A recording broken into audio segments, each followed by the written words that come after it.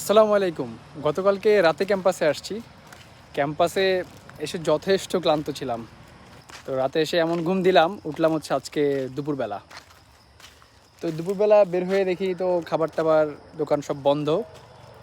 ক্যাম্পাসে নীরব ক্যাম্পাস। মোটামুটি বলা যায় খুবই কম সংখ্যক মানুষ আছে।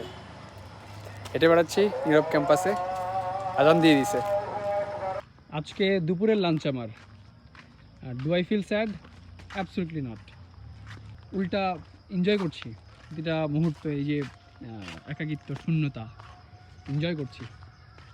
যখন এদিক দিয়ে নামতেছিলাম একটু আগে, একটা সাপ এই পাশ থেকে এই পাশে চলে গেল। তো দূরে দাঁড়াইছিলাম, সাপটা যাওয়ার পরে আমি পথটা পার হইলাম। তো চট্টগ্রাম বিশ্ববিদ্যালয়ে আসলে আমরা কি বলা যায়, এই সাপ বা এই বন্যপ্রাণীর মধ্যে আমরা হলাম অতিথি, ওরা হলো এখানকার বাসিন্দা, স্থায়ী বাসিন্দা। আমরা আসি, কিছুদিন থাকি, আবার চলে যাই।